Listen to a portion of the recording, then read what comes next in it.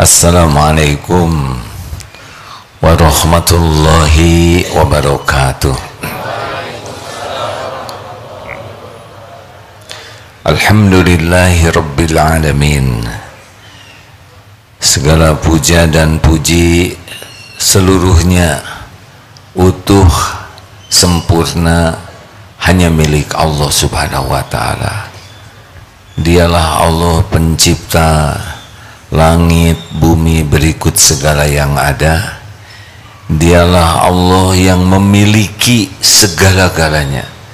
Tidak ada satupun yang ada di jagad ini kecuali pasti milik Allah. Dan dialah Allah yang maha menatap, maha menyaksikan, yang menentukan segala sesuatu. Tidak ada yang bisa terjadi, baik nikmat maupun musibah, tanpa izin Allah. Walau bergabung seluruh jin dan manusia menginginkan sesuatu, tidak pernah terjadi tanpa izin Allah. Walaupun bergabung seluruh jin dan manusia dan makhluk apapun akan mencelakakan kita, tidak akan jatuh sehelai rambut pun tanpa izin Allah.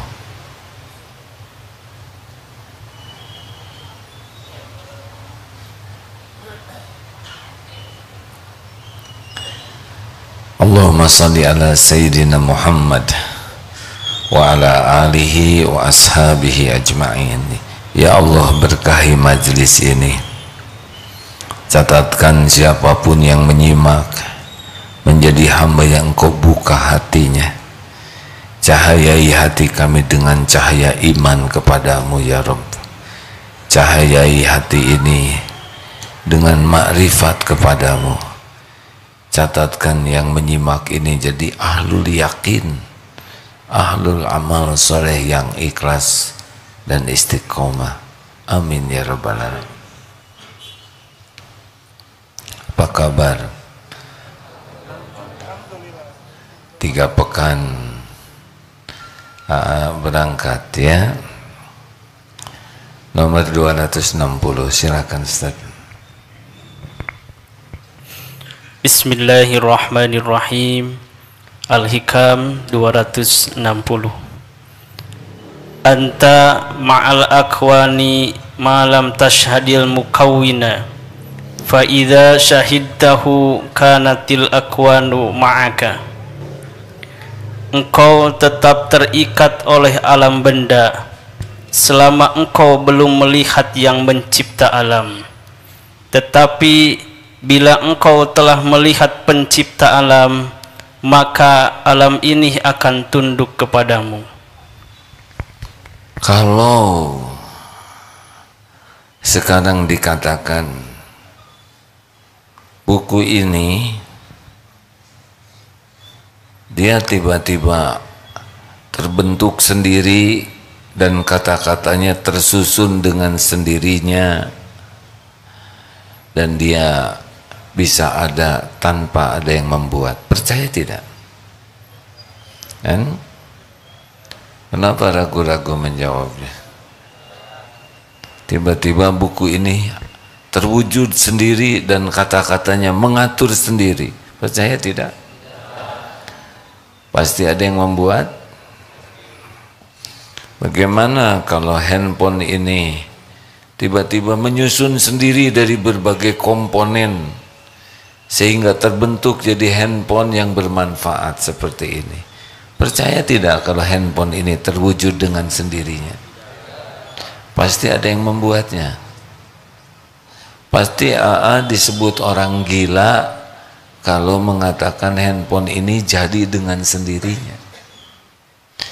Percaya tidak kalau masjid ini tiba-tiba terwujud saja, ada fondasi membangun sendiri seperti sekarang ini? Pasti ada yang membangunnya. Pasti disebut gila kalau mengatakan ini masjid jadi sendiri.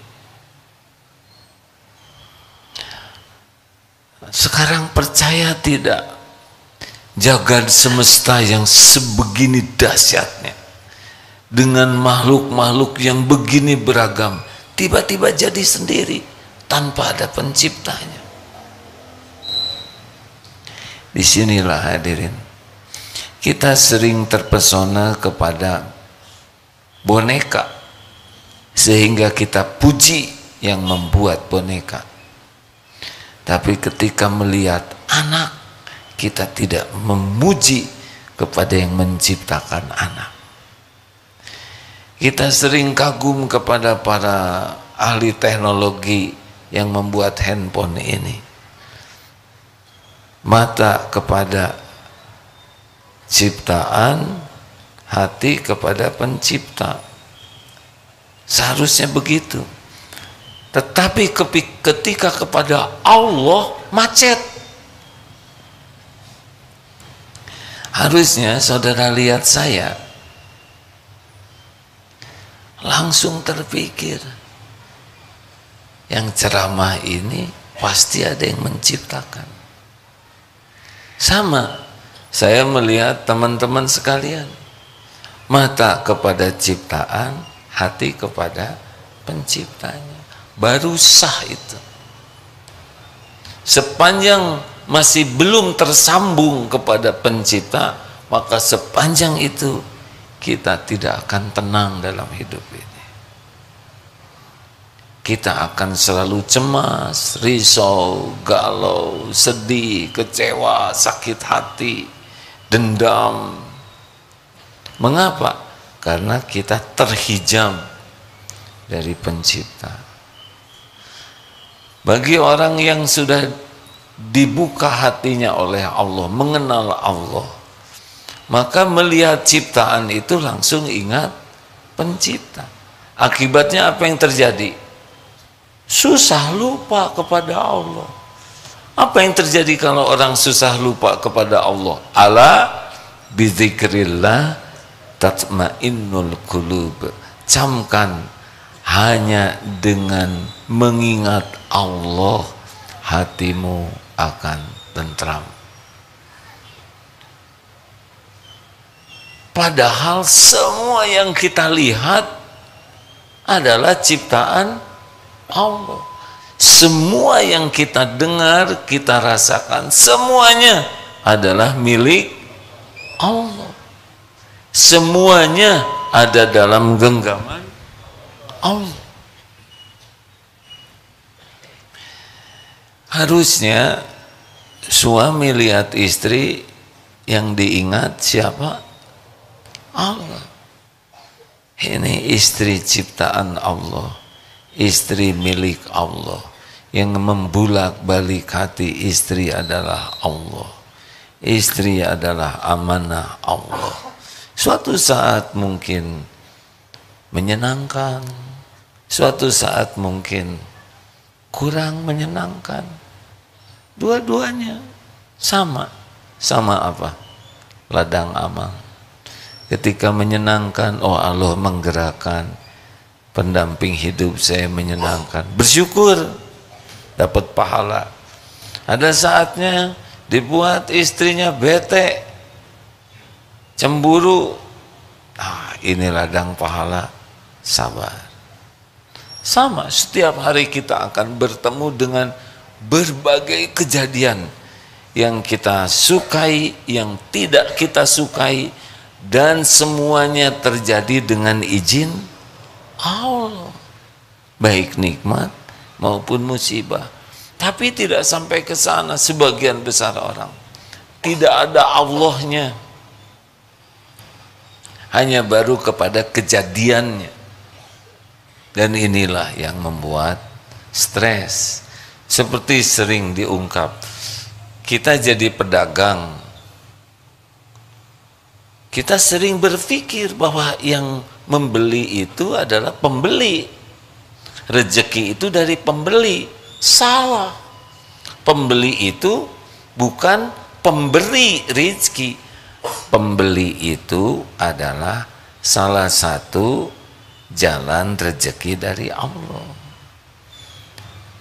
Dia sudah nawar, saya sudah berikan harga bagus, tapi dia tidak jadi beli, malah dia beli ke sebelah. musibah tidak? Tidak. Kalau itu rezeki sebelah, dia beli ke sebelah. Kita bagian ditawar. Rugi tidak? Tidak. Kita sudah berinteraksi dengan akhlak yang baik. Kita sudah melayani dengan niat yang baik. Kita sudah berikan penghormatan dengan cara yang baik. Sudah jadi amal. Tidak harus jadi uang. Enak hadirin. Suami menasehati istri kurang mempan. Kebanyakan kan begitu. Ya. Kenapa nunduk kan? Menjiwai ya. Jengkel karena merasa kita yang bisa membulak-balik hati. Kita memberi nasihat itu amal. Yang membulak-balik hati adalah Allah. Jadi tidak perlu marah-marah. Bicara saja baik-baik. Misal dicurigai karena memang mencurigakan. Padahal tidak. Dan benar-benar tidak. Jawab saja tidak. Dituduh, tenang saja. Ini episode ujian kesabaran. Coba, ini sebagian udah nikah kah? Wajahnya wajah sudah ya. Pasti ada episode itu. Kita tidak salah, kita dicurigai. Mungkinkah kita tidak salah kemudian ada satu kepahitan? Jawab. Ada yang tidak, ada yang mungkin. Tergantung pengalaman masing-masing. Setiap kepahitan itu pasti diundang oleh dosa. Mungkin tidak dosa yang dituduhkan, tapi dosa lainnya. Banyak lihat maksiat di HP. Allah tahu tidak kita sedang melihat maksiat di HP? Jawab. Malaikat mencatat tidak? Ada balasannya tidak? Pasti ada. Salah satu balasannya, dibuatlah suasana rumah jadi tidak enak. Jadi tidak nyaman. Saya tidak salah. Gak mungkin tidak salah. Pasti ada salah. Wa ma asobakum min musibatin fabima kasabat aidikum. Musibah apapun yang menimpamu diundang oleh perbuatan burukmu sendiri, tanganmu. Jadi tenang, kita tidak salah, tenang, banyak tobat. Karena boleh jadi ada kesalahan lain yang mengundang. Bicara baik-baik, doa, ya Allah Engkau tahu saya tidak melakukan yang dituduhkan. Saya ridho ya Allah dengan episode ketidaknyamanan ini. Yang kedua bagaimana? Saya mohon ampun. Saya tahu ketidaknyamanan ini diundang oleh dosa saya. Astagfirullah. Tadi mata saya tidak terjaga, melihat yang tidak halal, yang tidak boleh semestinya saya lihat. Astagfirullah. Istri marah kemana, cemburu kemana, kita tobat ke dosa kita. Satu, ridho dulu ya, terima dulu, ini episode memang sudah harus kita jalanin. Yang kedua tobat. Yang ketiga apa? Syukur. Syukur apa? Cuman marahnya hanya pakai kata-kata, tidak pakai pemukul kasti, ya kan? Loh, berapa banyak orang yang marah tapi lebih dari kata-kata, benar? Kalau tidak salah baca tadi ada seorang istri yang membunuh suaminya. Nah, saudara ingat itu saja ya. Hanya perkara mie, katanya, saya tidak begitu serius membacanya. Tapi alhamdulillah, cemburu berarti masih cinta. Daripada tidak ada cemburu sama sekali, banyak yang bisa disyukuri. Papa teh gimana? Alhamdulillah, berarti masih ada suaranya, ya kan? Coba kalau marah tanpa suara, kita lebih tidak mengerti. Benar? Oh, banyak yang masih bisa disyukuri. Lalu yang keempat apa? Doa. 1 ridho, 2 istighfar, 3 syukur, 4 doa. Ya Allah, hanya Engkau yang kuasa membulak-balik hati. Ya muqallibal qulub. Bicaralah dengan tenang. Mungkin nanti balasannya agak nyepet, menyakitkan, sudah penggugur dosa. Tenang saja. Tidak percaya, ya enggak apa-apa, jalanin saja. Nanti ada episodenya. Kalau tidak salah, menyimak di Indonesia sedang heboh, ada seorang ibu guru yang diduga memukul tapi konsisten tidak ngaku.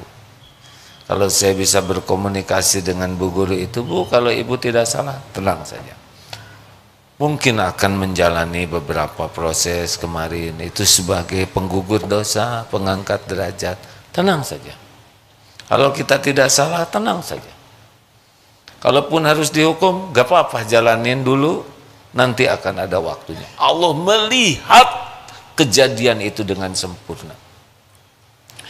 Toh kenapa ada orang tidak salah kok harus mendapat fitnah begini? Ujian hidup.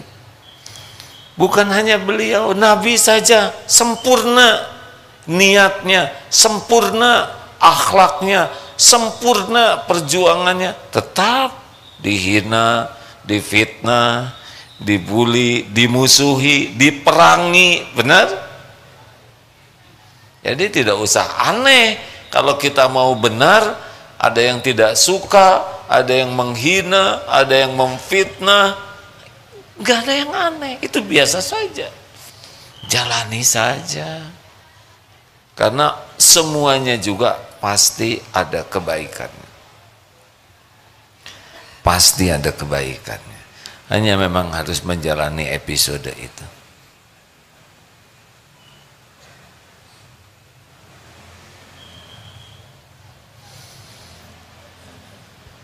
Kenapa semuanya jadi serius begini?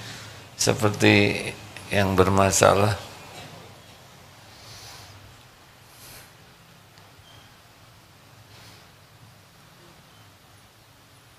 Silakan.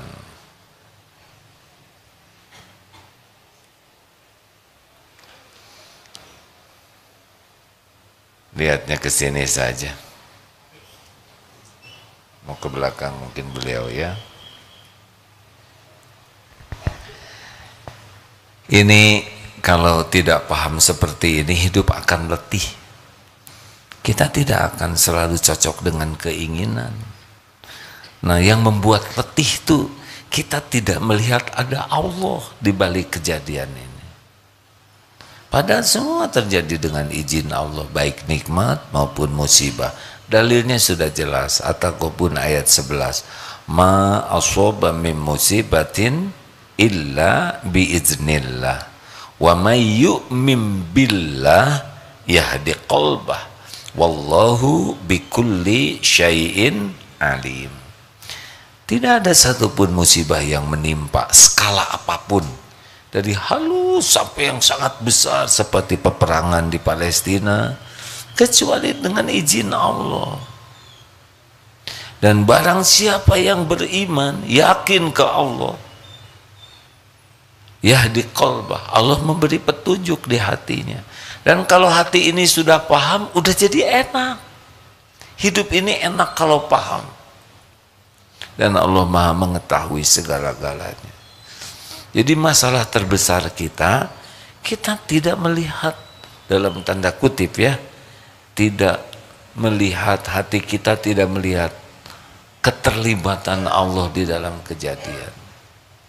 Seakan kebetulan. Coba kalau kita kejedot pintu, kebetulan bukan? Nah, seperti nggak jawab jelas gini, ini juga ujian buat saya ya. Ada gemes begitu, tapi buat apa saya marah ya? Ujian bukan? Begitulah, rada maksa. Kejedot pintu, jebet ke sini. Ya pasti izin Allah. Kenapa? kita kok jedet kena wajah, ya tinggal pikirkan sendirilah, pasti ada maksiat di sana. Tidak ada satupun kepahitan kecuali ada keterlibatan maksiat kita. Sakit, ya Allah ridho, saya terima. Nggak diterima juga sudah. Jadi tidak boleh kita tidak nerima takdir, ya. Ingat teori genteng jatuh kena jidat, kemudian mengatakan nggak apa-apa, nggak apa-apa, tenang, baru nanti bersin atau batuk. Nggak, kalau bersin kita mau berdoa, bersin. Kalau ada yang bersin bagaimana sunnahnya? Doakan yarhamukallah. Dan saudara tidak usah membahas, kok aneh bersin suaranya gitu. Untuk apa dibahas? Urusannya sudah selesai, benar? Tinggal doakan, nggak usah. Kita jangan meribetkan diri dengan hal-hal yang tidak perlu diribetkan. Betul tidak? Termasuk misalkan ada yang buang angin dan ya sudah selesai, ya. Sudah, tidak usah. Kok di majelis taklim kentut sih? Sudahlah, sudah selesai. Tidak bisa dipulangin lagi. Benar? Ini bekal banyak kejadian begini. Lagi sholat, ada yang HP yang bunyi, jengkel. Masalahnya kita nggak bisa nyari karena kita lagi sholat, ya kan? Dipikirkan siapa nih? Nggak berani kita nyari. Awas loh, nanti kalau sudah selesai sholat, sudah selesai sholat, lihat kiri kanan, ternyata atasannya nggak berani juga. Saudara, apapun terjadi biiznillah, ridho, ya, terima. Ya Allah, saya terima episode ini. Harus terima dulu, karena tidak diterima juga sudah terjadi. Ingat teori benjol, genteng jatuh kena jidat, kemudian kita katakan saya tidak terima. Tidak mungkin tidak terima, karena tanda terimanya juga sudah ada. Benjol, ya. Belajar menerima takdir, hadirin. Ya Allah, saya terima. Masya Allah. Seperti yang dicukur, ternyata yang nyukurnya bersin, set. Mau gimana lagi, ya? Ini serius. Atau yang saya lihat itu minta, nih contohnya begini, ternyata ada tanda. Terima, hadirin, kita akan mengalami berbagai hidup. Kuncinya terima dulu. Kalau tidak masuk yang terima, kita kegulung, sakit hati, kecewa, dendam. Pasti kata-katanya nanti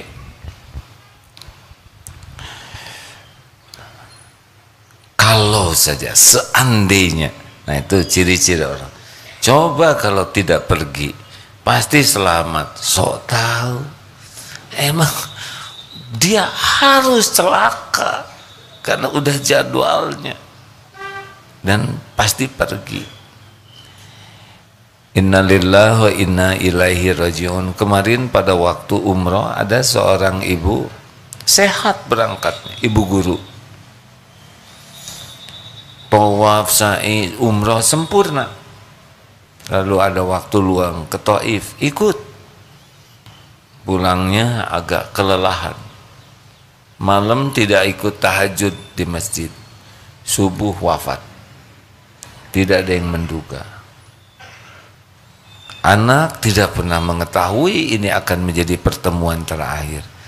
Saya baca SMS WA anaknya, ibu, saya kira ibu akan ikut wisuda karena anaknya mau diwisuda. Tapi takdir sudah tertulis akan wafat di sana. Harus ridho, tidak punya pilihan. Begitulah. Kalau masuk yang pertama ridho, ini pasti ke Allahnya yakin. bahwa ini terjadi dengan izin Allah. Faman radiya falahu ridho. Barang siapa yang ridho kepada takdir Allah, maka Allah ridho. Pernah dengar yang tidak lulus jadi anggota dewan tapi lulus jadi pasien rumah sakit jiwa? Yang tidak lulus dalam pilkada tapi lulus, ini kata-kata yang tidak baik ya, tapi jadi kurang sehat. Kenapa? Dan lebih dicintai Allah daripada mukmin yang lemah. Kuat lemah ini bukan masalah otot, tapi masalah imannya. Makin kuat iman, makin baik dalam segala hal, dan makin dicintai Allah dibanding yang lemah. Tapi dalam keduanya ini ada kebaikan karena dua-duanya beriman. Ihris ala ma yanfa'uk, berantusiaslah, bersungguh-sungguhlah. Ini ciri orang yang kuat iman ya, dengan apa-apa yang bermanfaat bagimu. Wasta'in billah, dan mintalah tolong kepada Allah. Jadi ciri orang yang kuat iman itu selalu bersemangat dengan hal yang manfaat. Jadi wah ini imannya kuat nih, tapi dia malas sekali, nggak bisa. Orang yang imannya kuat itu agresif, antusias, all out dengan hal yang manfaat. Mungut sampah saja semangat. Kenapa? Manfaat. Nyapu semangat, nolong orang semangat. Apa saja yang manfaat dia akan antusias. Dan wasta'in billah, minta tolong kepada Allah. Wa in asobaka syai'un wala ta'zaz, dan janganlah kamu lemah. Ini penting nih ya, supaya kita jangan salah melihat, ini orang kuat iman. Orang yang imannya kuat itu selalu antusias kepada yang manfaat dan selalu banyak doanya, dan dia tidak lemah menghadapi apapun. Ya seperti siapa? Yahya Sinwar, Syekh Yahya Sinwar, digambarkannya bersembunyi di gua dikelilingi oleh para sandera dengan menyimpan bom. Ternyata beliau berada di barisan yang paling depan, walaupun tangannya sudah terpotong, melawan dengan senjata lalu dengan tongkatnya, dan Allah takdirkan. Itu yang memperlihatkan adalah Allah. Susah hadirin memperlihatkan syahid seperti itu, susah ya, tapi semuanya Allah yang menguasai. Tidak ada takutnya, mati sudah pasti kita ini. Tapi kalau jadi syuhada, itu istimewa. Ada di tempat yang pas. Kalau di sini tidak bisa, situasinya berbeda. Kita aman. Dan tidak ada takut. Apa yang harus kita takutin? Kita semua pasti mati. Tinggal memilih mati yang diridhoi Allah atau dilaknat oleh Allah. Beliau tahu memang sekarang ujiannya begitu. Ya sudah, tidak apa-apa, kita jalanin. Wa in asabaka sayun, dan jika menimpa kepadamu sesuatu, fala taqul law anni fa'atu kana kadza wa kadza. Dia tidak boleh mengatakan seandainya tidak begini pasti begini. Seandainya kamu nggak pergi, kamu nggak celaka. Seandainya enggak. Kalau memang akan terjadi, kita akan ke sana.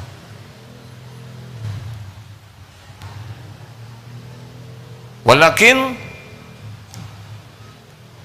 akan tetapi katakanlah kul qaddarullah wa ma syaa fa'al. Ini memang sudah takdir Allah, saya harus ngalamin ini. Fa innallahu taftahu amala syaitan, karena perkataan seandainya itu yang membuka tipu daya setan. Duh, seandainya ibu, ada ibu-ibu, duh seandainya saya nggak nikah sama si bapak ini, ngaco ini, udah jelas nikah. Seandainya dulu si itu nerima lamaran saya, enggak, memang bukan jodohnya. Semuanya ada bagiannya masing-masing. Tidak usah seandainya. Tapi nanti kalau sudah beres kita evaluasi, boleh. Oh, tadi kurang istiqoroh sehingga keputusannya tidak tepat, boleh. Tapi terima dulu takdir. Kalau sudah terima, kemudian apa? Istighfar. Ya Allah, ampun, niat saya salah, ampun. Makin dalam istighfarnya, makin ringan. Kecopetan, siapa yang salah? Bingung, yang gini-gini aja susah, kita kecopetan, yang mana yang salah?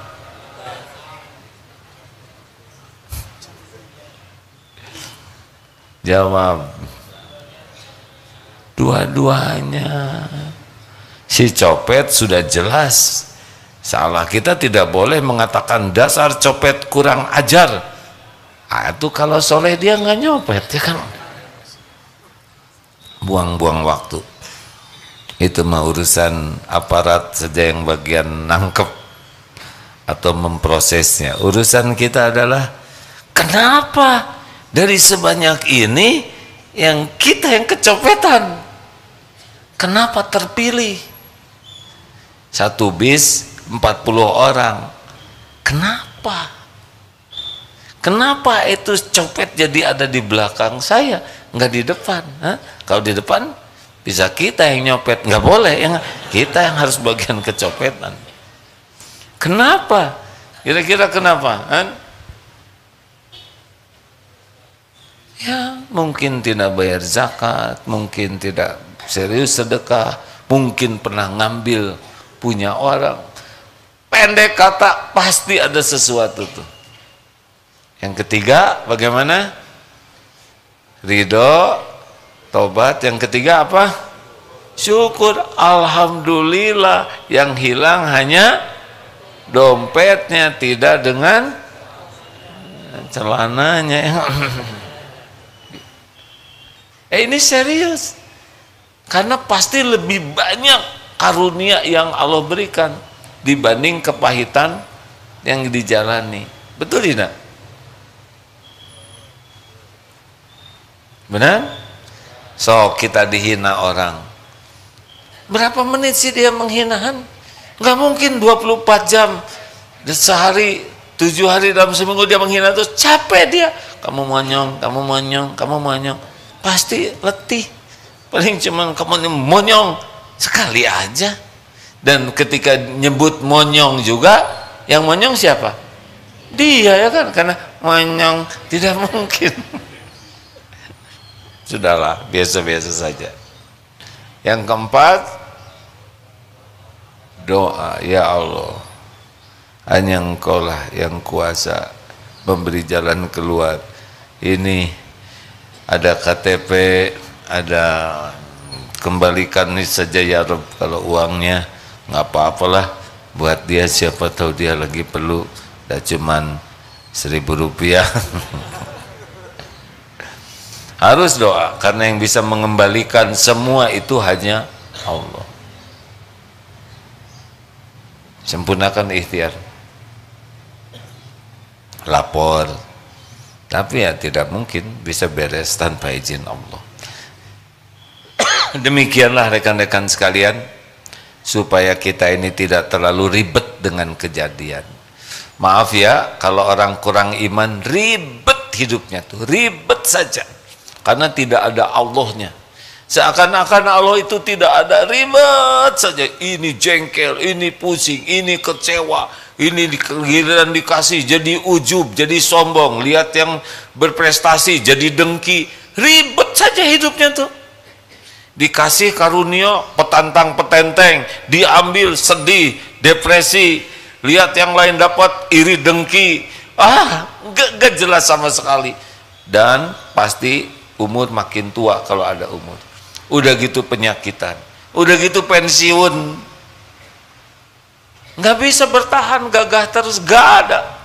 semuanya dikasih, nanti diambil, kasih asam urat, jadi pincet, ya kan? Dikasih kolesterol, jadi begini. Udah, Masya Allah. Hidup ini untuk bahagia.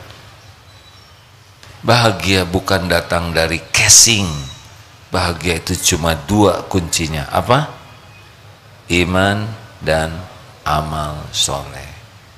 Casing harta melimpah, jabatan tinggi, populer, penampilan keren, enggak ada apa-apanya, enggak bisa bahagia. Demi Allah tidak bisa memberi kebahagiaan, karena dunia itu enggak ada apa-apanya. Yang orang suka bangga dengan casing, tidak ada apa-apanya bagi Allah.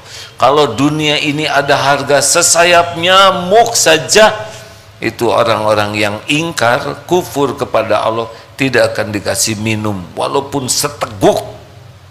Saking dunia ini tidak ada apa-apanya.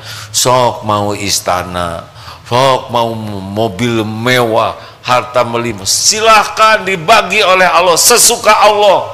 Pada waktunya ditahan stres, waktu diambil depresi. Pada Allah lah yang membagikan sesuka Allah.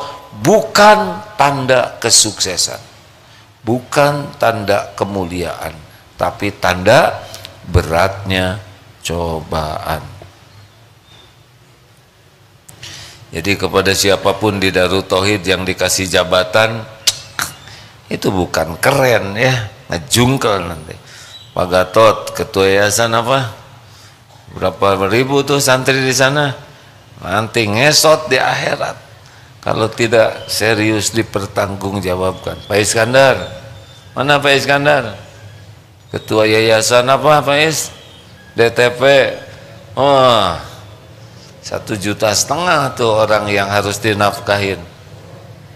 Berapa ratus miliar yang dipertanggungjawabkan di akhirat. Ustadz Fahrudin, mana? Papa? Kenapa sembunyi? Ini di dunia, di akhirat ditanya itu, langsung lihat ke sana. Apalagi Agim katanya, puas ya lihat saya ditanya, berarti dengki. Benar, saya akan mempertanggungjawabkan. Ini baru pulang dari Australia. Tadi sampainya jam 5 mendarat. Kenapa ke Australia? Di sana Allah menitipkan masjid Darut Tauhid. Kalau mau enaknya, udahlah, kenapa saya harus capek-capek ke sana? Urusan di sana juga ada. Kenapa harus ke sana? Karena nanti saya dituntut di sisi Allah. Ini diamanahkan masjid ini. Sekarang sedang ada menyelesaikan urusan-urusannya di sana. Harus. Bukan masalah keren, tapi masalah di akhirat. Bisa ngesot ini. Makanya nggak usah merasa gaya bangga dengan jabatan sebentar. Udah itu juga melemah, penyakitan, mati. Cuma 3 yang punya jabatan itu kuncinya. Pertama, pasti berakhir jabatannya. Benar? Benar tidak? Semuanya pasti berakhir. Tidak ada satupun yang punya jabatan kecuali pasti oleh Allah diakhiri jabatan. Yang kedua, semua yang punya jabatan itu pasti mati. Tidak ada yang punya jabatan tidak mati. Mau Alexander the Great, maut. Dan ada yang ketiga yang pasti itu, pasti dituntut nanti di akhirat nanti. Jadi di mana kerennya? Kita sering iri lihat, aduh itu kekayaannya banyak, aduh itu mobilnya bagus. Justru kekayaan dan mobil jabatan itu yang di yaumal hisab membuat dia bisa luar biasa sengsaranya. Kita iri, padahal itulah yang bisa membuat seseorang binasa nanti di akhirat. Enggak usah iri. Mau ngapain kita iri dengan rezeki orang? Mau ngapain kita iri dengan takdir orang? Setiap orang punya takdir masing-masing. Kita iri juga tidak akan pindah ke kita, dan kalaupun dikasih ngejengkang juga kita di akhirat. Syukuri yang ada. Masya Allah. Nggak usah iri-irian. Saudara nggak usah iri juga sama saya, nggak akan dikasihin juga ya. Ada kapling masing-masing. Doain kalau lihat begini ya. Ini yang paling berat adalah yang duduk di sini, ceramah begini. Saudara enak tinggal duduk begitu. Setiap perkataan dicatat oleh malaikat, setiap perkataan didengar oleh Allah, setiap perkataan balik nih ke orang ini. Lebih aman di sana. Tapi kelihatannya lebih berpahala di sini. Kalau niat dan yang disampaikannya benar. Cukup. Jadi harus bagaimana dong? Mata ke ciptaan, hati ke pencipta. Tenang. Suara apa? Suara A. Suara nyamuk-nyamukan. Mata ke nyamuk, hati ke ya Allah, Engkau datangkan nyamuk bisa terbang. Susah sekali, drone aja stakar kebek bikinnya ya. Untung kita tidak jadi nyamuk. Mau makan terancam, sedang makan terancam, selesai makan terancam. Alhamdulillah ya Allah, maaf ya Allah karena ini bising. Nah, istighfar. Begitulah. Ada pertanyaan?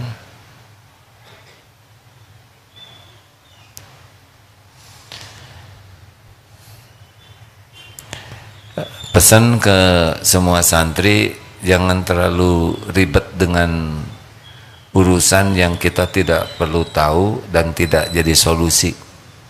Karena begitu banyak informasi yang semuanya menarik.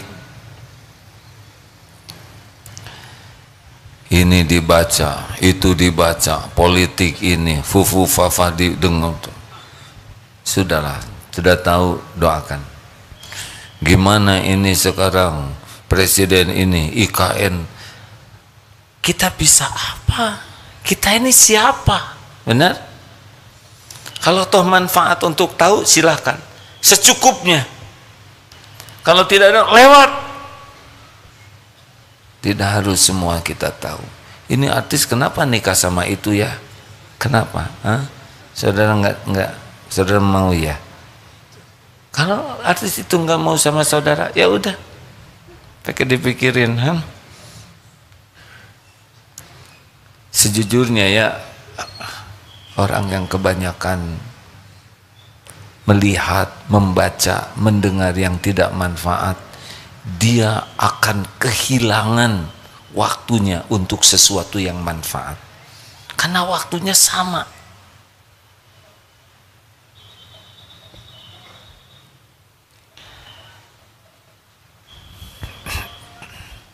Sedang belajar mengamalkan, membaca surat Al-Baqarah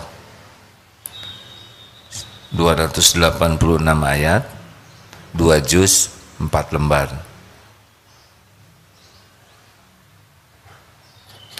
Karena siapa yang mencintai surat Al-Baqarah banyak faedahnya. Susah disihir, jin juga tidak bisa masuk ke rumah. Ada ayat kursi yang menjadi perlindungan, dan ayat kursi itu jamin bisa jadi ahli sorga kalau tiap baca sholat baca ayat kursi. Ada doa-doa perlindungan. Qadarullah semalam menjelang naik pesawat, ada yang bercerita begini, ini tidak kebetulan. Ada seorang ibu-ibu kena kanker dadanya stadium 3.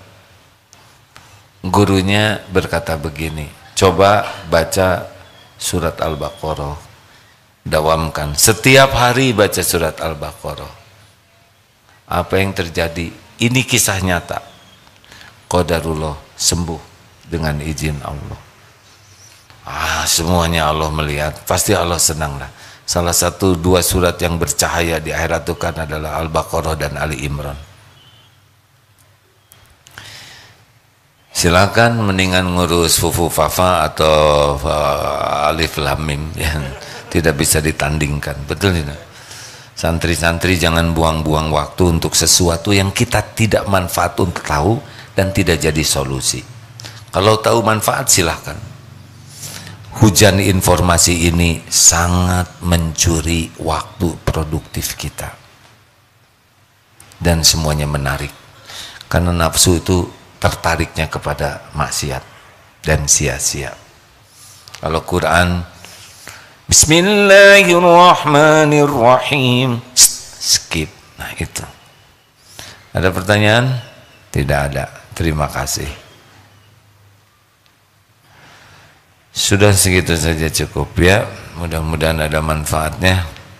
Mata kepada ciptaan, hati kepada mata lihat hati ke gimana mikirnya? Ya Allah, kasihanilah Agim, makin tua makin sedikit lagi hidupnya. Beneran. Jadikan perkataannya jadi amal soleh, mampukan jangan hanya bicara tapi juga bisa mengamalkan.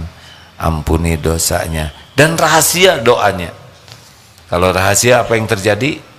Malaikat mengaminkan dan mendoakan yang sama. Ayo, rahasia. Kok ngacung? Mau doa ngacung dulu? Mau nanya? Ya. Ibu juga mau nanya? Bukankah udahan? Ya, karena membahagiakan orang, amal yang disukai Allah. Ya silakan. Jangan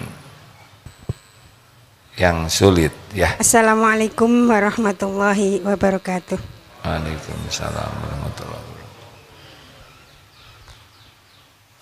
Saya datang dari Bekasi sengaja untuk mendengarkan ceramah dari Agim.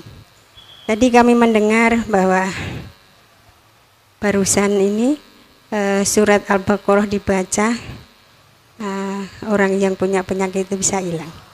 Kemudian yang akan kami tanyakan, adakah surat-surat yang khusus yang merupakan fadilah untuk untuk sholat sunnah? Misalnya untuk sholat tahajud itu surat apa atau ayat apa yang harus dibaca dan yang lain-lain. Terima kasih ya Bu. Tadi itu cerita, saya tidak menyampaikan dalil tetapi sebuah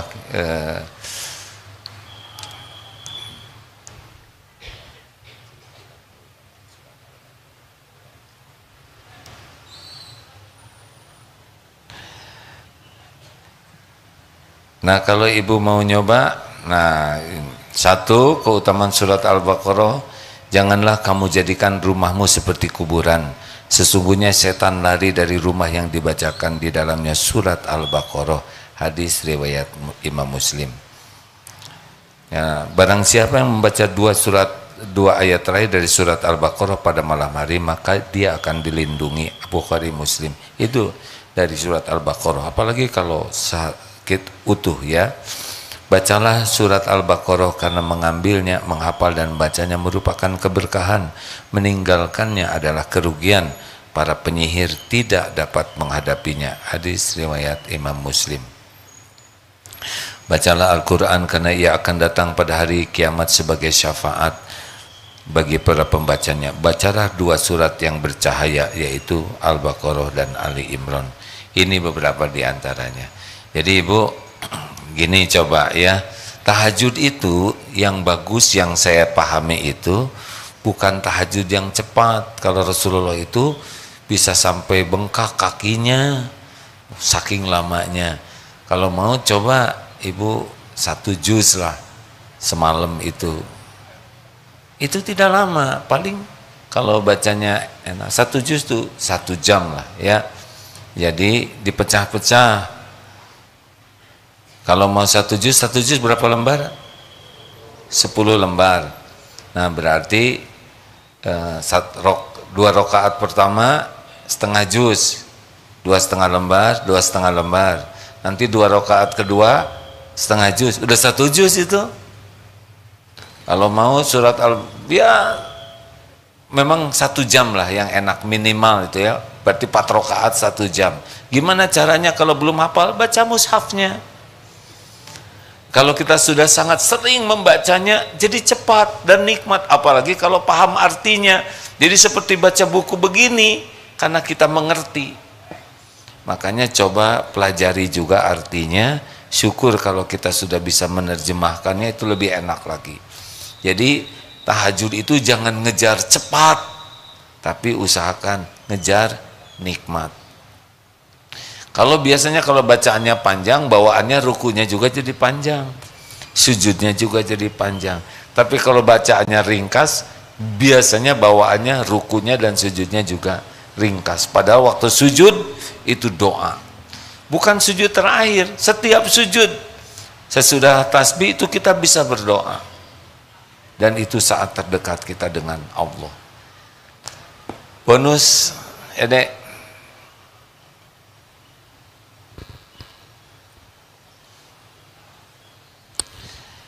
Mau apa kita? Nggak mungkin kita ngadepin hidup tanpa tahajud. Kalau ada santri karya di sini nggak tahajud, berarti kita tereliminir. Tahu eliminir? Tahajud itu orang-orang pilihan. Kalau kita tidak tahajud, kita tidak termasuk yang terpilih, dimuliakan di saat spesial. Gak bisa enggak? Kita harus sekuat tenaga minta ke Allah supaya jadi ahli tahajud. Ya Dek. Assalamualaikum warahmatullahi wabarakatuh. Waalaikumsalam warahmatullahi wabarakatuh. Saya dari santri PDF izin bertanya. Silakan. Bagaimana cara menurunkan ego Menurunkan ego egois. Cara menurunkan ego Maksudnya ego gimana? Misalnya,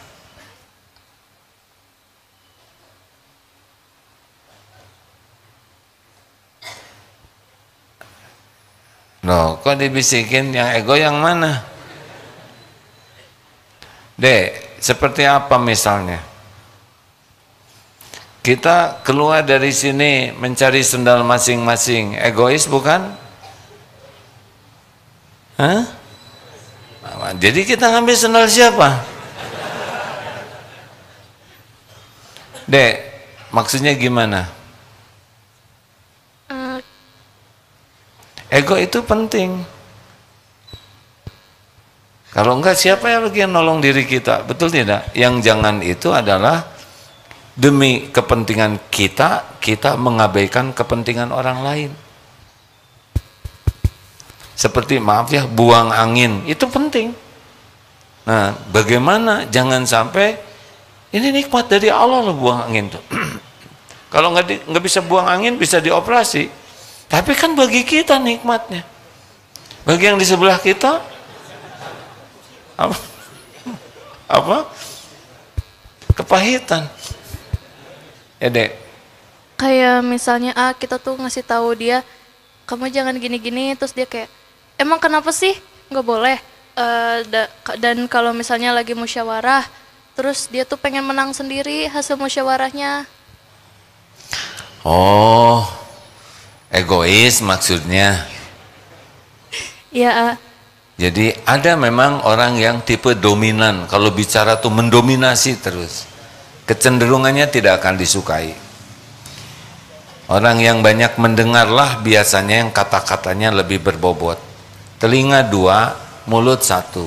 Mendengar lebih banyak, melihat lebih banyak, dan bicara sedikit akan bertenaga. Tapi orang yang terlalu banyak bicara, kalau tidak dengan niat dan perkataan yang tepat, pasti jadi masalah.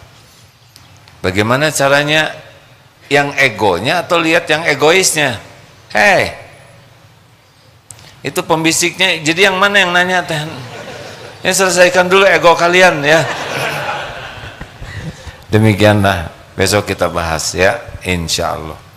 Allahumma shalli ala sayyidina Muhammad wa ala alihi wa ashabihi ajma'in. Ya Allah, Engkau telah dengarkan apapun yang terucap, tak ada satupun yang luput. Hujamkan pada diri kami hanya ilmu yang manfaat, lindungi kami dari ilmu yang tidak manfaat. Ya Allah, jadikan setiap ilmu yang Engkau beri, bimbing agar kami bisa mengamalkannya dengan ikhlas dan istiqomah, dan mampukan kami bisa menyampaikan kepada saudara kami lainnya. Ya Allah, hanya Engkaulah yang maha tahu kapan ajal menjemput kami. Jadikan hari-hari yang tersisa ini seluruhnya hanya untuk-Mu ya Allah, hanya di jalan-Mu, hanya mencari ridho-Mu. Jangan biarkan duniawi ini menyilaukan, memperbudak dan menggelincirkan kami. Jangan biarkan nafsu, amarah, syahwat, cinta dunia membuat kami terjerumus dalam kehinaan. Titipkan kepada kami dunia yang bisa membuat kami dekat dengan-Mu, yang membuat hidup kami berkah penuh manfaat. Kami berlindung dari duniawi yang menjadi fitnah bagi dunia akhirat. Allahumma a'inna ala dzikrika wa syukrika wa husni ibadatik. Allahumma ati nufusana taqwaha wa zakiha anta khairu man zakaha anta waliyuha wa maulaha. Duhai Allah, karuniakan kepada kami para pemimpin yang takut padamu, para pemimpin yang jujur, yang amanah, yang adil. Karuniakan kepada kami para pemimpin yang bisa membimbing kami berada di jalan yang Engkau ridhoi. Kami berlindung kepadamu dari para pemimpin yang tidak mengenal-Mu, yang zalim, yang tidak amanah.